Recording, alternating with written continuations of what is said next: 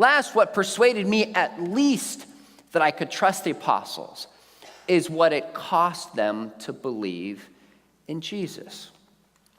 Now, according to church history, the standard story is that Peter was crucified, Andrew was crucified, Philip was crucified, Bartholomew flayed to death, James the Greater beheaded, Matthew the sword, Matthias stoned to death. And this doesn't mean they said, here, Matthias is a bunch of pot, smoke this until you die. Thomas stabbed with spears, John died after exile, Luke hanged, James the just thrown and beaten, Mark dragged decked by a horse, and Paul beheaded. Now, I actually just finished my dissertation on this last December.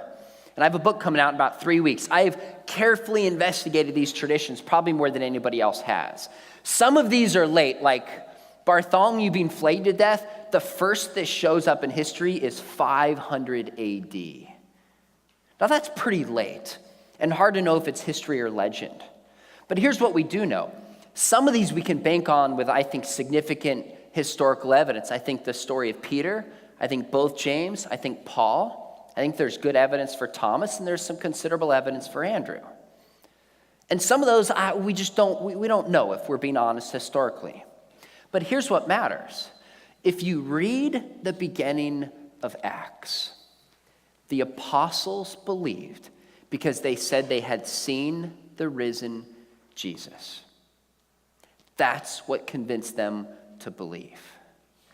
They're threatened, they're beaten, they're thrown in prison, and they're told, just stop speaking the name of Jesus and we'll let you go. In Acts 5:29, it says, Peter stands up and speaks for the apostles. And what does he say? He says, we can't stop preaching the name of Jesus because we fear God more than we fear men. The apostles were not liars. They really believed that it was true. They believed it. Now, this doesn't prove that it's true, but what are we asking? Do we have reason to believe that these writers care about truth?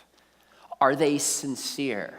And again, what do they write? We investigated it. We touched, we saw, we heard.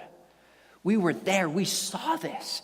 Here's particular historical details. We're not making this up. Here's embarrassing material. And by the way, we're willing to die for this. There's no record any of them recanted, and we know for sure that some of them died as martyrs. My question would be, what else could the apostles have done to persuade us that they care about truth? I think they passed the honesty test about as well as somebody could from 2,000 years ago.